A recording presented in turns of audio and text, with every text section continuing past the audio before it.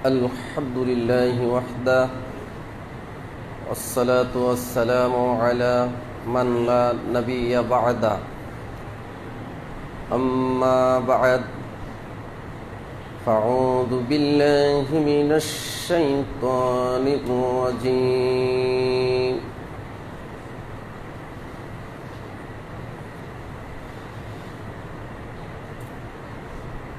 أعوذ بالله من الشيطان الرجيم إنا أنزلناه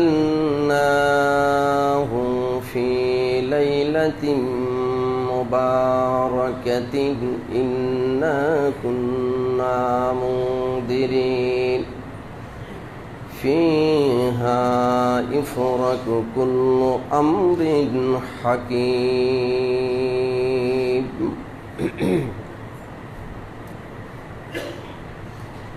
عن عبد الله بن عمر رضي الله تعالى عنه قال قال رسول الله صلى الله عليه وسلم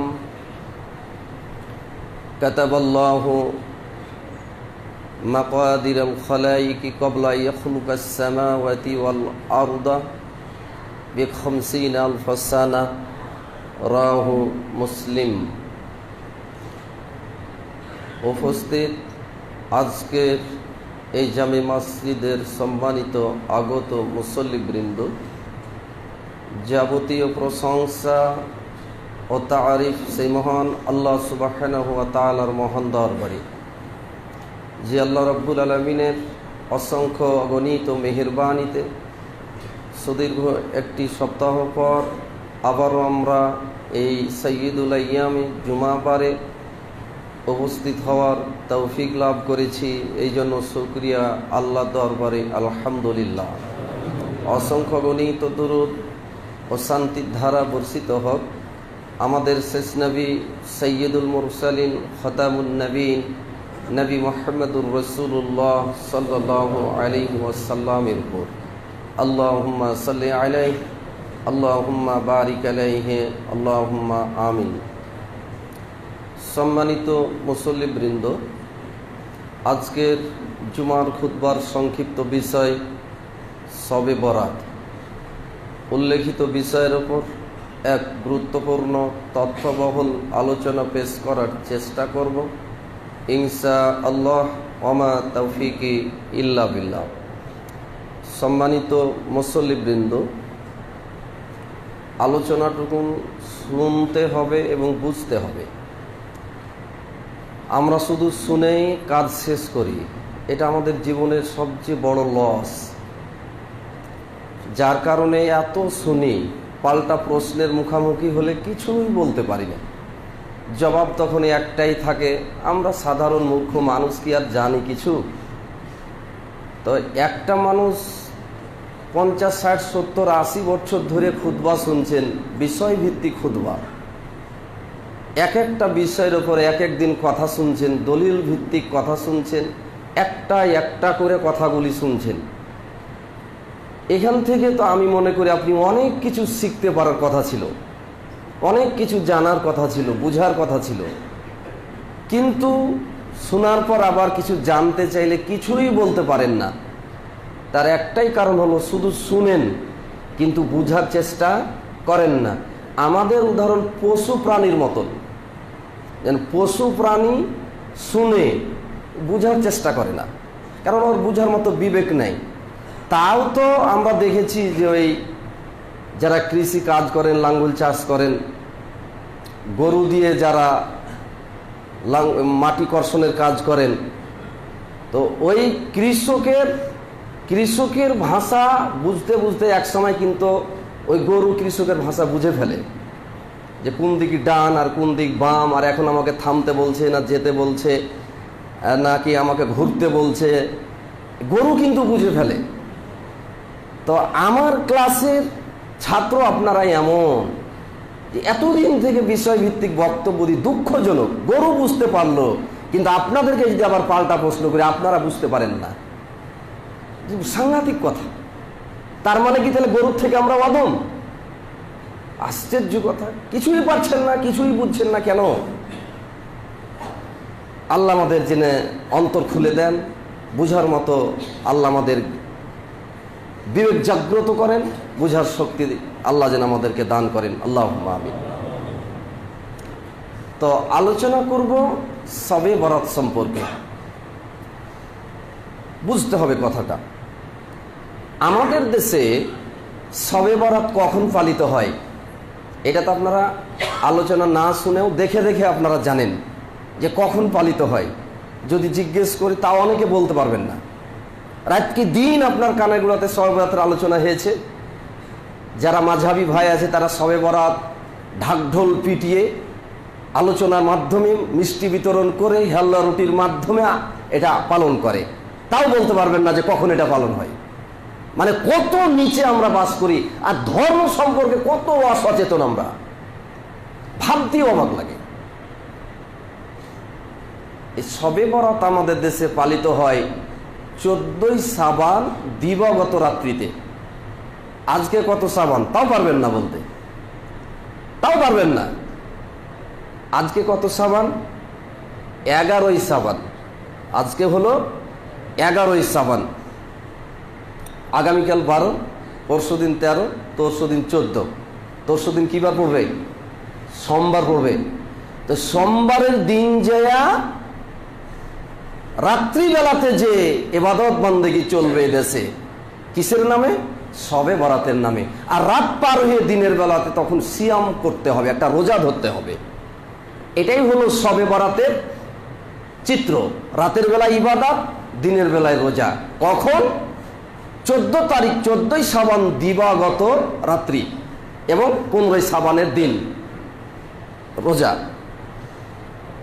এখন এই যে শবে বরাত আমাদের দেশে পালিত হয়, শবে বরাত শব্দটাকে নিয়ে আমরা একটু বিশ্লেষণ করি। শব্দটা কি নিয়ে একটু বিশ্লেষণ করি, আসলে শব্দটা কি? সব শব্দের অর্থ হলো রাত্রি। এটার আরবি হলো লাইলা, লাইলাতুন মানে রাত্রি। সেটার ফার্সি হলো সব। সব বলা হয় রাত্রি, মানে রাত্রিকে ফার্সিতে সব বলা হয়। আর বরাত কথাটাও ফার্সি, শবে বরাত পুরো শব্দটাই ফার্সি। বরাত মানে ভাগ্য। অনেক সময় মানুষ বলে না যে তোর এটা বরাতে নাই, মানে তোর এটা কিসমতে নাই, ভাগ্যতে নাই। তো বরাত, বরাত মানে ভাগ্য, আর সব মানে রাত্রি। তাহলে শবে বরাতের যদি বাংলা করি তাহলে কি দাঁড়াইলো? ভাগ্যের রাত্রি। আর আরবি যদি করি তাহলে কি দাঁড়াইলো? লাইলাতুল কদর দাঁড়াইলো। তো লাইলাতুল কদর 14ই শাবান দিবাগত রাত্রিতে তো নাই। লাইলাতুল কদর কখন আছে? রমজান মাসের শেষ দশকের বিজয় রাত্রিগুলিতে। তাহলে শবে বরাত এর আরবি হলো কি? লাইলাতুল কদর। তাহলে কি করে 14 শাবান দিবাগত রাতে আর শবে বরাত হয়? এখন উনারা বলছেন না লাইলাতুল কদর আলাদা জিনিস, শবে কদর না শবে বরাত আলাদা জিনিস। তো এটা যে আলাদা জিনিস, তো শবে বরাতটা যে আলাদা, তো শবে বরাতের আরবি আমাকে বলেন। ওইটা তো আরবি করে, আমরা আরবি করে লাইলাতুল কদর হচ্ছে, তা আপনি আমাদেরকে আরবি শোনান। শবে বরাত শব্দের আরবি কি তাহলে? ইসলাম কোন ভাষাতে নাজিল হয়েছে? আরবি ভাষাতে না। ইসলামের, ভালো করে বুঝেন কথাটা, ইসলামের যত শিরোনাম আছে, যত ইবাদত বান্দেগীর শিরোনাম আছে, সব শব্দগুলো আরবি না? যেমন সালাত, কালেমা, জাকাত, হজ, সিয়াম, জিহাদ, কিতাল, হার্ব, তারপরে আপনার হিজাব মানে পর্দা, যত ইসলামের বিধান আছে সব বিধানগুলি কোন ভাষাতে নাজিল হয়েছে? তাহলে এই যে বড় বড় ইবাদত বান্দেগী লাইলাতুল কদর যেটা, সেটাও কোরআনে লেখা আছে আরবিতেই। তাহলে ইবাদত বান্দেগীর সব শিরোনামগুলি হলো আরবিতে। আর এটা কোন ভাষাতে হলো? ফার্সিতে। তাহলে নাম শুনেই বুঝতে পারা যাচ্ছে যে এটা আরব দেশ থেকে নয়, নাকি বলেন? যেসব ইবাদত আরব দেশ থেকে এসেছে সেই সব ইবাদত ফার্সি কেন হবে আমাকে আপনারা বলেন। সেসব ইবাদতের নামটা ফার্সি কেন হবে?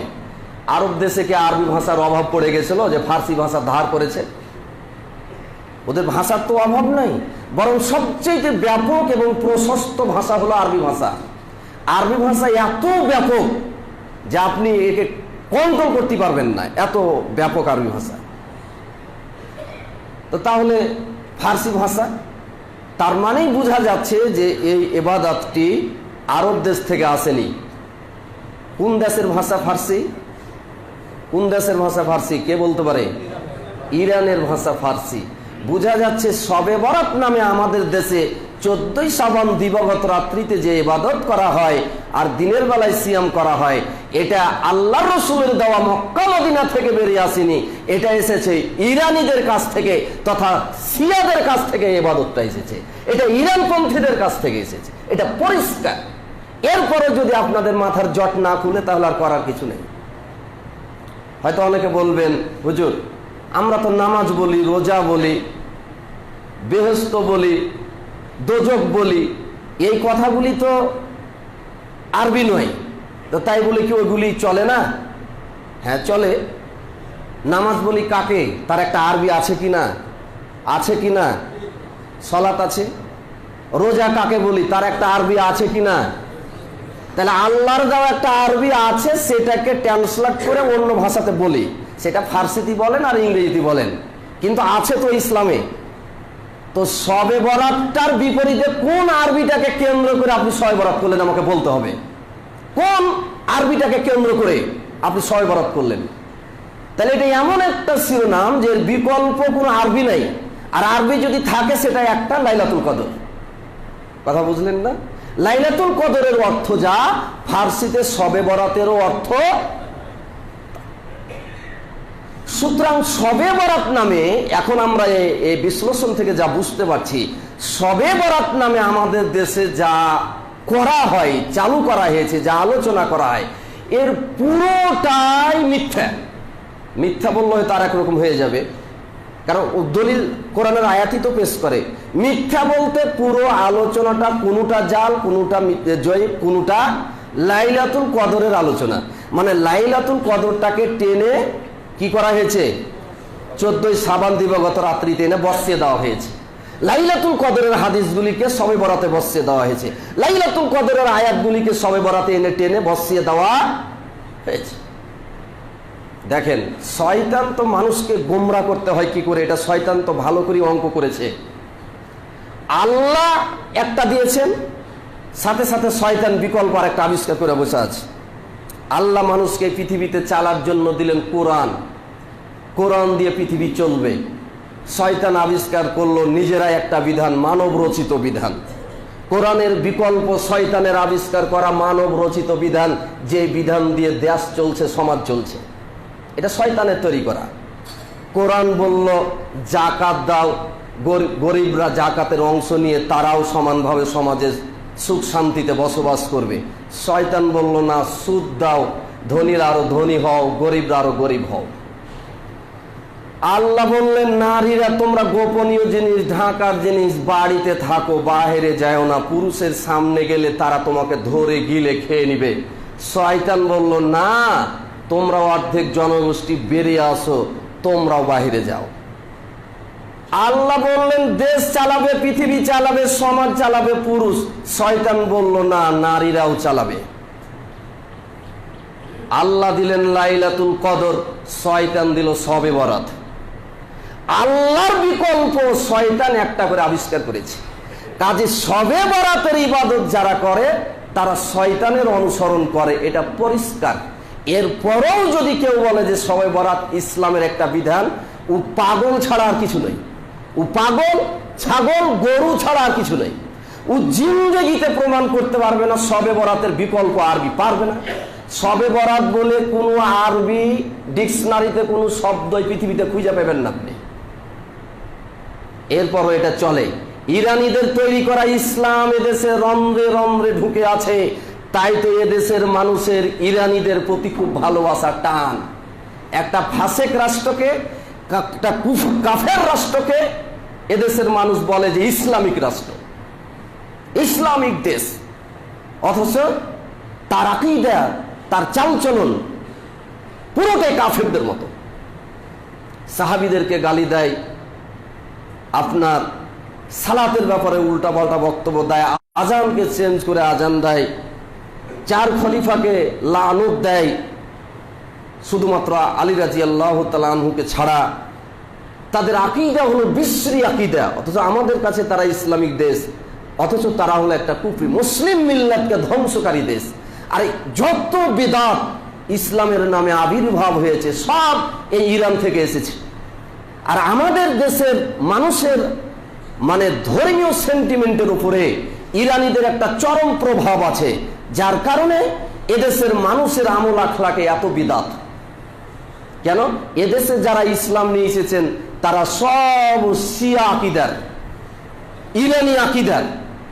ইরানি আকীদাতে যেহেতু এদেশে ইসলাম এসেছে, তাই ইরান দ্বারা আমরা আমাদের ধর্মটাকে কি করেছি, আমরা ইরান দ্বারা প্রভাবিত হয়ে আছি, ইরানের কৃষ্টি কালচার দ্বারা প্রভাবিত হয়ে আছি। এখন এই যে শবে বরাত, 14ই শাবান দিবাগত রাত্রি, যার কোনো অস্তিত্বই নাই, যার কোনো ভ্যালুই নাই, ইসলামে যার কোনো মূল্যই নাই, তাকে কেন্দ্র করে কত কি দেখেছেন কত কি। একটা কথা আমি খুব ঘন ঘন বলি, শয়তানের কাজ খুব মিষ্টি। যায়্যানা লাহুমুশ শাইতানু আমালাহুম, শয়তান তার আমলকে তাদের জন্য খুব মিষ্টি করে দিয়েছে, খুব নয়নাভিরাম করে দিয়েছে, শোভনীয় করে দিয়েছে। যেহেতু শবে বরাতে ইবাদতটা শয়তানের তৈরি করা, সেহেতু এই কাজটা করতে নামাজিকেও ভালো লাগে, বেনামাজিকেও ভালো লাগে, ঘুষখোরকেও ভালো লাগে, সুদখোরকেও ভালো লাগে, জেনাকারকেও ভালো লাগে, শয়তানকেও ভালো লাগে, সবাইকে ভালো লাগে। ও জিন্দেগিতে নামাজ পড়ে না, ওকে ভালো লাগে, এরাতে নামাজ পড়ে গিয়ে। ও মদের আড্ডাতে বসে সময় কাটায়, জুয়ার আড্ডায় সময় বসে কাটায়, ও তাসের আড্ডাতে সময় কাটায়, কিন্তু এরাইতে ঠিকই ভালো লাগে। কেন ভালো লাগবে না? ওইটাও শয়তানের আড্ডা, এটাও শয়তানের আড্ডা, দুটাই সমান। এটা ধর্মের নামে শয়তানের আড্ডা, আর এটা ধর্মের নিষিদ্ধ করা শয়তানের আড্ডা, দুটাই শয়তানের আড্ডা। তাই শয়তানকে এরাইতে খুব ভালো লাগে। এই জন্য এত উপচে পড়া মসজিদে মসজিদে ভিড় দেখতে পাওয়া যায়। ছুটি ঘোষণা করা হয়, এই দিনে ছুটি থাকবে। আর কিছু অনেক আকীদা পোষণ করা হয় এই রাত্রিকে কেন্দ্র করে। আকীদাগুলির প্রথম আকীদাটা কি?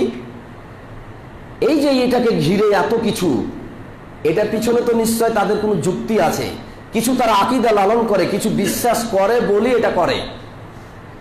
তো যেসব বিশ্বাসগুলি তারা করেন, সেসব বিশ্বাসগুলির একটা হলো যে এই রাত্রিতে কেউ যদি ইবাদত করে আর দিনে রোজা করে, তাহলে অতীতের 1 বছরের গুনাহ খাতা যা ছিল, এমনকি তারও আগে যদি কোনো গুনাহ জমা হয়ে থাকে, এই গুনাহ আর, বলেন একটু করে, এই গুনাহ আর থাকবে না, সব মাফ হয়ে যাবে। এখন ঘুষখোর, সুদখোর, জেনাখোর, হারামখোর, শয়তানের দালাল, চামুন্ডা, মুদির দালাল, এই দালালগুলি দেখলো যে সারা জীবন ইবাদত না করলেও তো মাপ পাওয়া যাবে শুধু এই রাত্রিতেই। তার দরকার কি মসজিদ যায়? অতএব বৎসরে একটা দিনের জন্য অপেক্ষা করে এই রাত্রি। তাই তো এই রাত্রিতে এসে তারা কি করে? ভিড় জমা করে। এই রাত্রিতে এসে ভিড় জমা করে আর আল্লাহর কাছে মাপ চাই।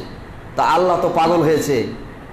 আমার তো মনে হয় তোর ওই শয়তানি মুখখানটাকে দেখে ফেরেশতা লাঠি নিয়ে দাঁড়িয়ে থাকে, আল্লাহ আমাকে মাফ করো, শবে বরাতের রাত। ফেরেশতাকে যদি দেখতে পাওয়া যেত তো পড়াম করে মুখের উপরে এক বাড়ি তো মুখ ফাটিয়ে দিত, বেয়াদব। এখানে মদ খেয়ে এসে আল্লাহ মাফ করো, শয়তান। জুয়ার আড্ডা থেকে নিয়ে এসে বলছে যে আল্লাহ মাফ করো। ও জিন্দেগিতে আল্লাহর নাম নেয় না, বলছে আল্লাহ মাফ করো। এটা বরিন্দের ধান আবাদ করা হলো নাকি যে সিজনাল আবাদ করে নিয়ে সারা বছর পয়সা পয়সা খাবো? আশ্চর্য কথা। তো এই রাতে নাকি সব গুনাহ মাফ হয়ে যায়, এটা একটা আকীদা। আর কি আকীদা? এই রাতে রুহু ফিরে আসে। রুহ, মরা মানুষ যত মৃত্যুবরণ করেছে সব মানুষের রুহু আল্লাহ ছেড়ে দেন এই রাত্রিতে। এই কারণে যারা স্বামীহারা তারা খুব আশা করে বাড়িতে থাকে যে আমার স্বামীর রুহু আজকে আসবে, একটু দেখা সাক্ষাৎ হবে। তাই বাড়িতে আগরবাতি, মোমবাতি, ধূপ ধোয়া করে রেডি করে রাখে। মোমবাতি জ্বালে, আগরবাতি জ্বালে, সুঘ্রাণ করে রাখে, আলোকসজ্জা করে, আমার স্বামীর রুহু আসবে, দেখা হবে, মোলাকাত হবে, তাই না? এই জন্য সেন্ড করে রাখে। আর আতশবাজি, পটকাবাজি যেগুলো হয়, ওই রুহগুলোকে কি করার জন্য?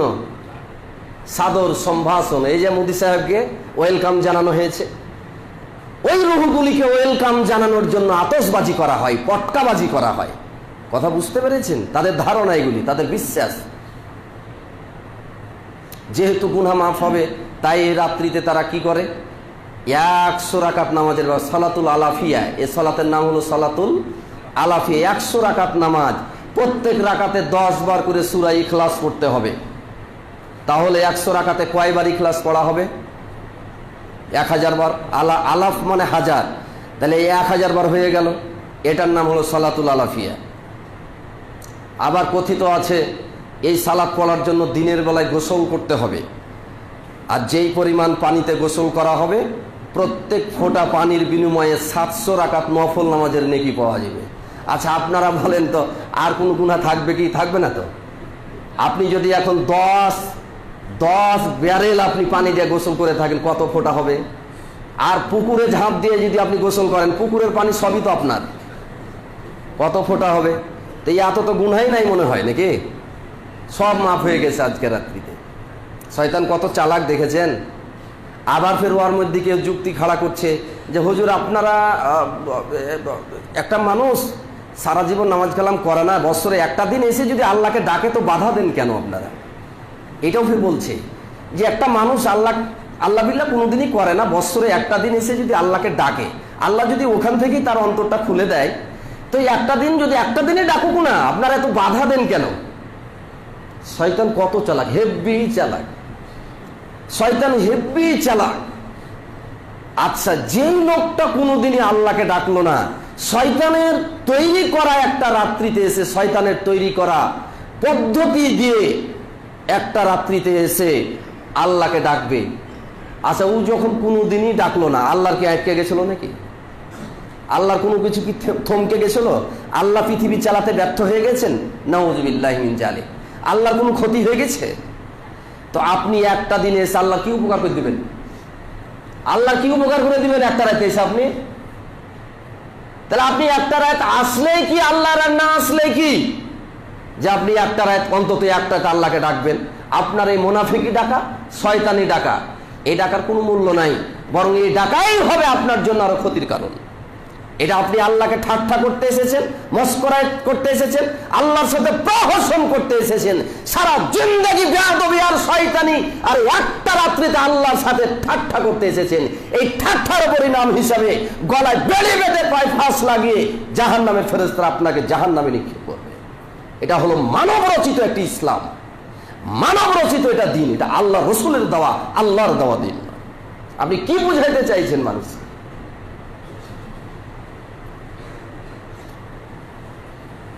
সব গুনাহ মাফ হয়ে যায়, মাফ হয়ে যায় মর্মে তারা কিছু হাদিস পেশ করেন।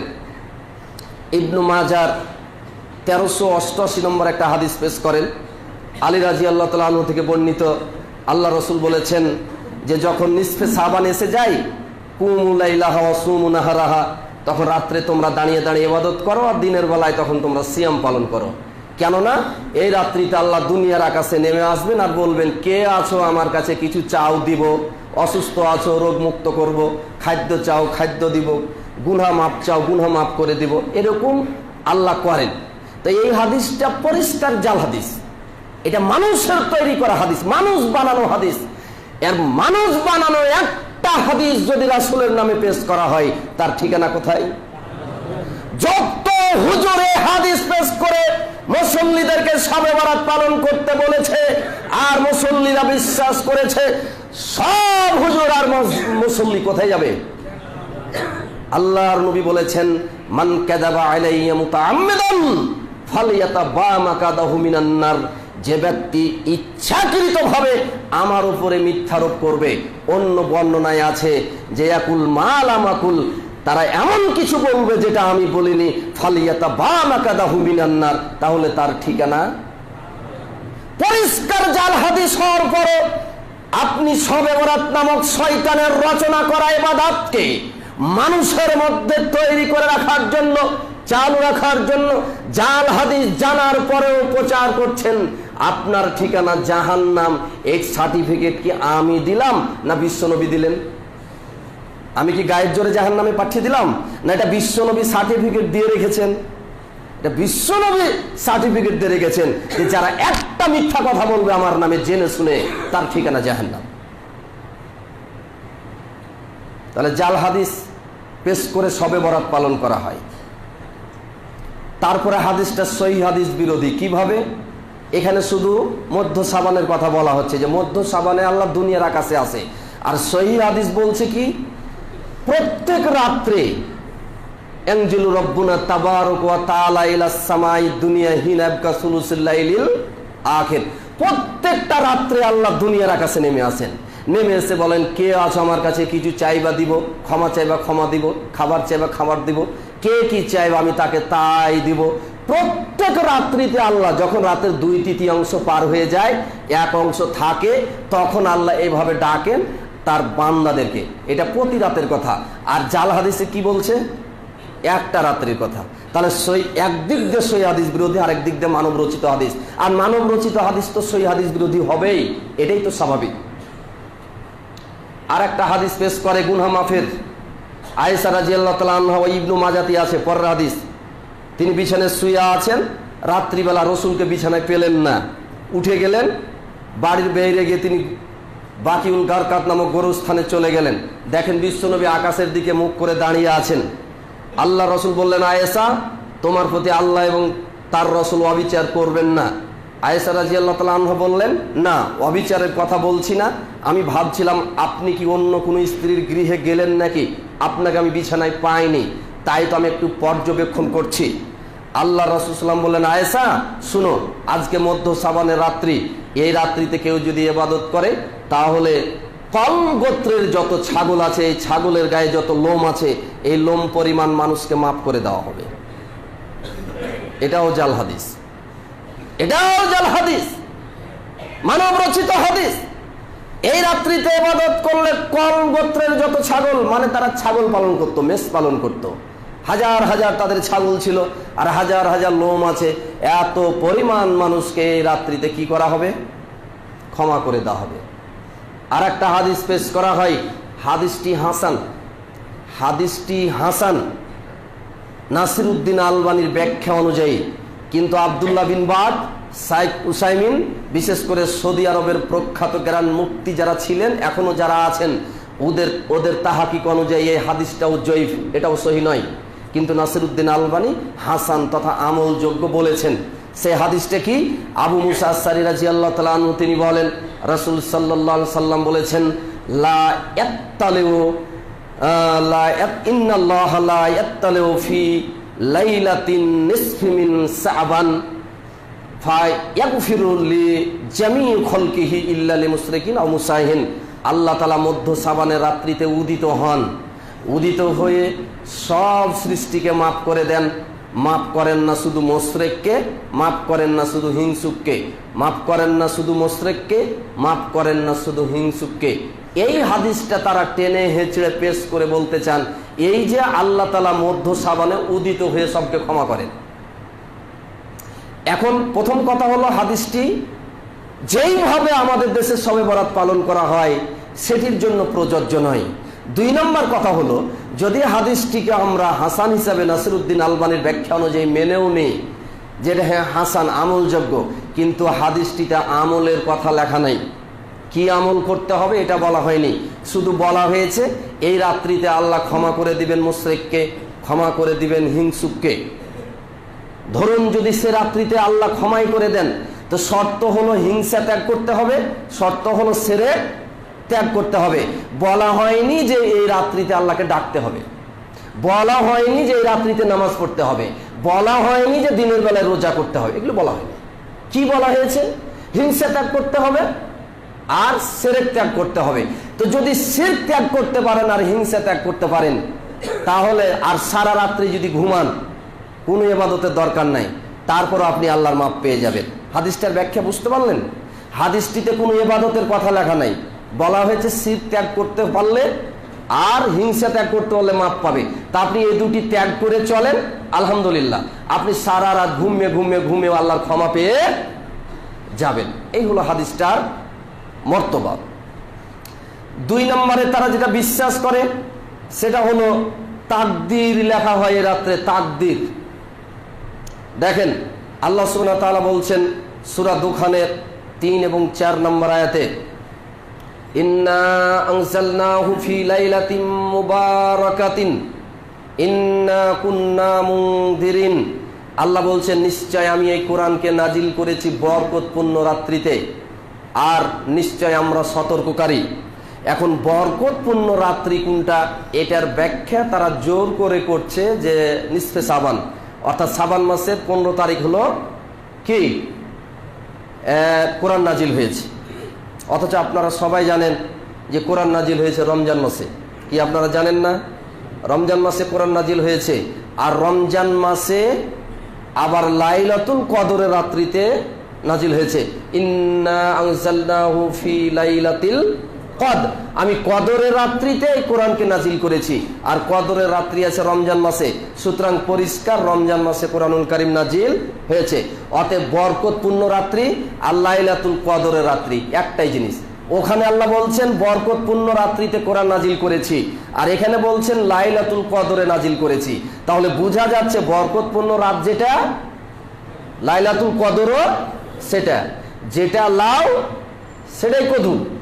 কদু আর লাউ আলাদা কিছু নয়, কিন্তু ওরা কেনে জেনে বলছে যে বরকতপূর্ণ রাতে কোরআন নাজিল করেছি, মানে সবে বরাতে নাজিল করেছি। লজ্জা থাকা দরকার গো, সবে বরাতের কোনো আরবি নেই, আর বলছে সবে বরাতের। তাহলে আল্লাহ বলিয়ে দিতেন জিন্নানজালনাহু ফি সবে বরাত, নিশ্চয় আমি কোরআনকে নাজিল করেছি সবে বরাতে, এরকম বলতেন না? তাহলে বারাকাতপূর্ণ রাত্রি আর লাইলাতুল কদর ভাগ্যের রজনী, এটা হলো একই। এরপরে আল্লাহ বলছেন ফিহা ইফরাকু কুল্লু আমরিন হাকিম, এই রাত্রিতে প্রত্যেকটা গুরুত্বপূর্ণ বিষয়ের সিদ্ধান্ত স্থিরকৃত হয়।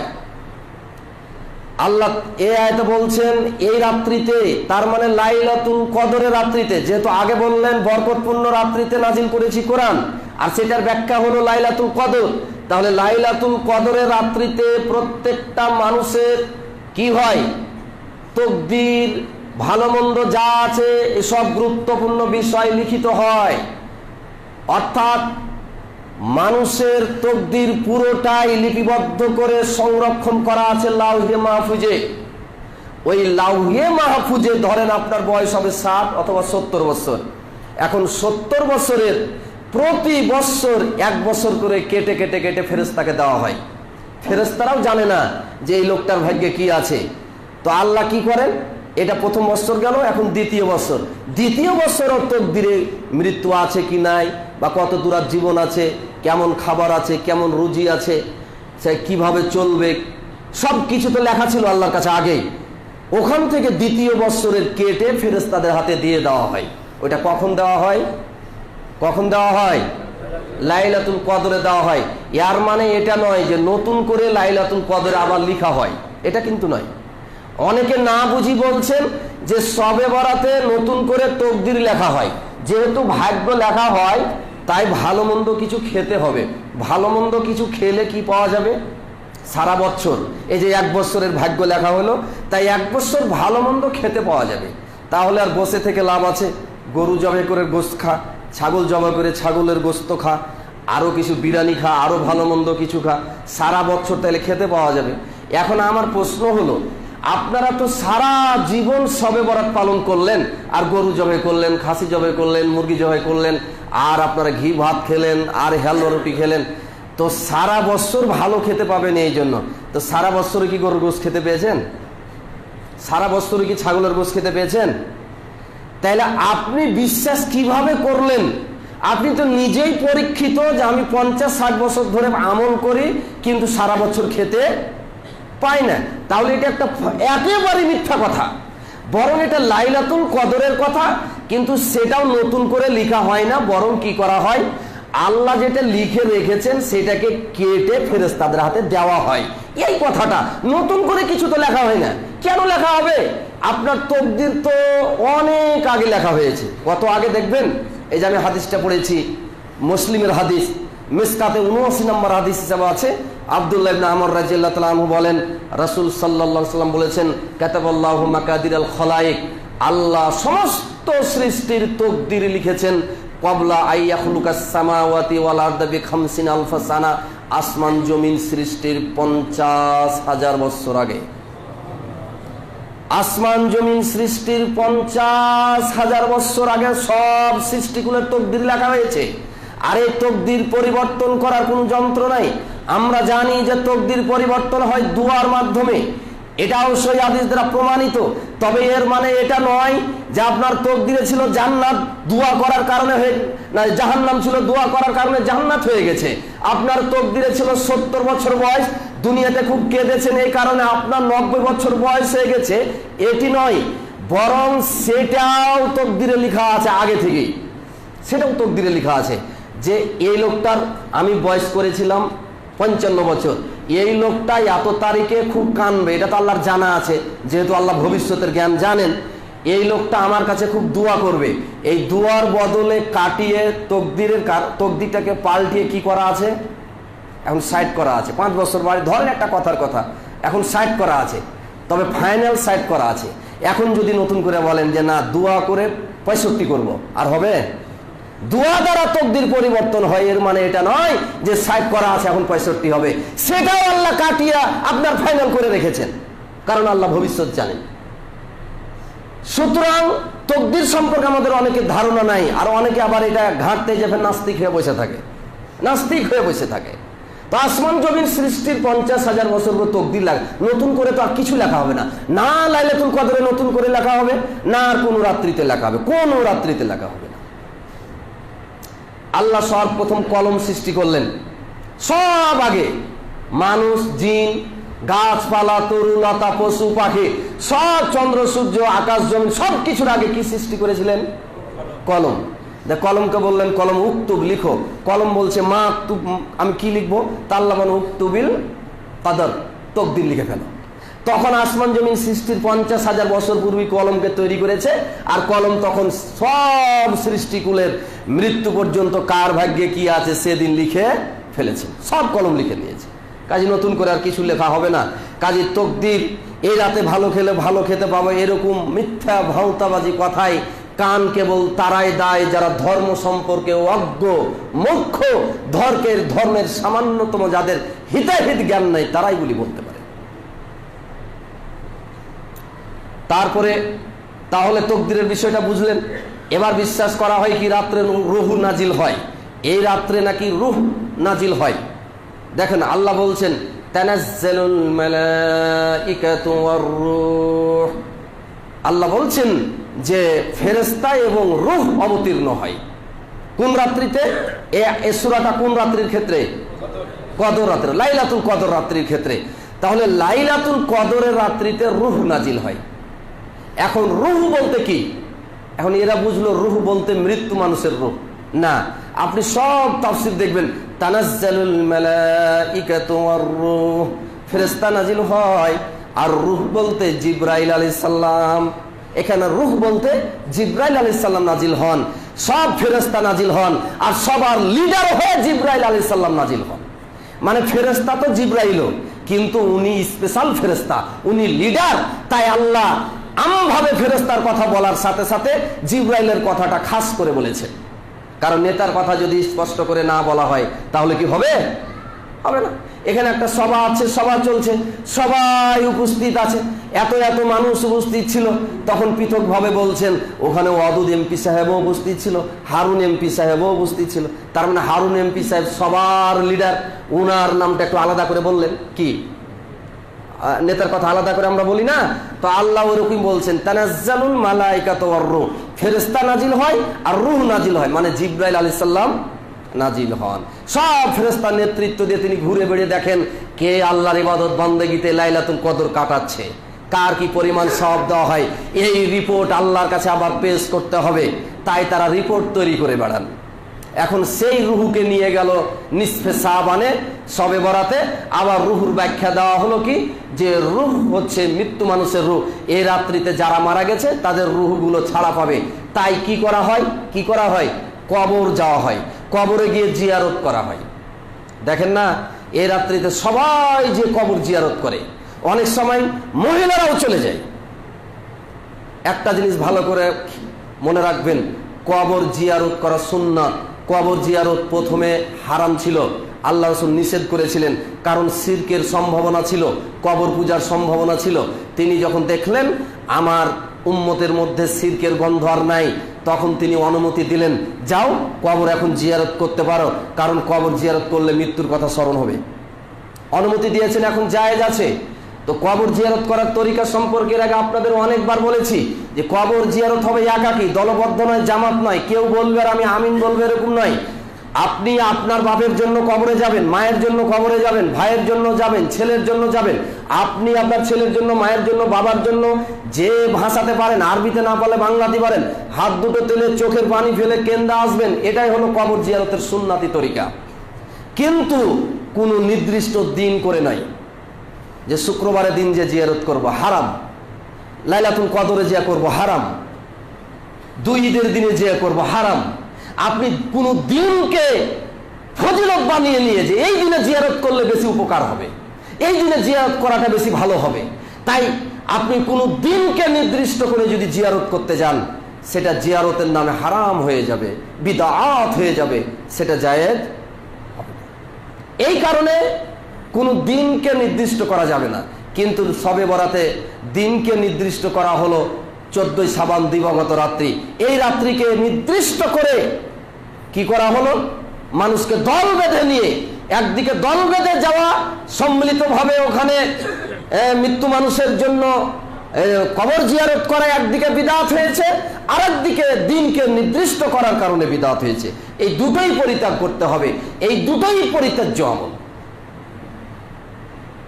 সুতরাং এই আলোচনাগুলি থেকে আমরা বুঝতে পারছি, শবে বরাতের শিরোনাম থেকে গুনাহ মাফ হয় এই ধারণা থেকে, কোরআন নাজিল হয়েছে এই কথা থেকে, তারপরে তকদির পরিবর্তন হয় এই কথা থেকে, রূহ মানে মৃত্যু মানুষের রূহ নাজিল হয় এই কথাগুলি থেকে, এই সব কথাগুলিকে আমরা কোরআন সহিহ হাদিস দিয়ে বিশ্লেষণ করলে পুরোপুরি বুঝতে পারি যে এর পুরো আলোচনাগুলিই হলো কোনটা উলটপালট আর কোনটা হলো লাইলাতুল কদরের আলোচনা।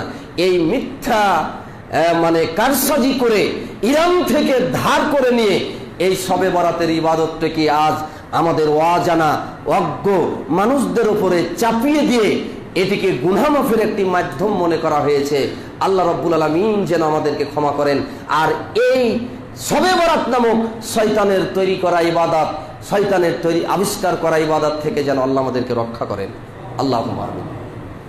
আপনারা বলবেন, তাহলে এটা কখন আবিষ্কার হয়েছে?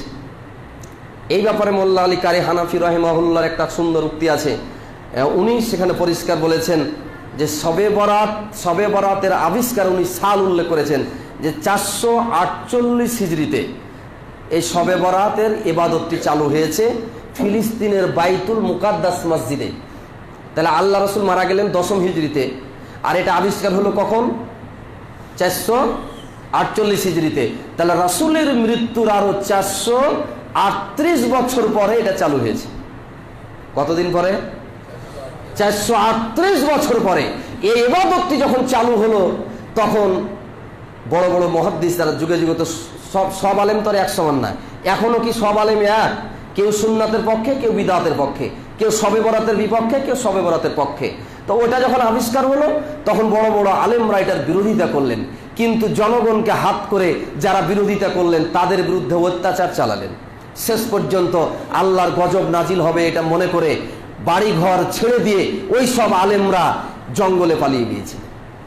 এই শবে বরাত নামক শয়তানের তৈরি করা এই কথিত ইবাদতের মাধ্যমে না জানি আল্লাহর গজব নাজিল হতে পারে, কারণ মানব রচিত দিনকে এরা দিন হিসাবে চালিয়ে দিয়েছে, আল্লাহর গজব আসতে পারে। অতএব এখন এই বাড়িতে থাকা যাবে না, এই গজবের মুখে আমরাও পড়ে যাব।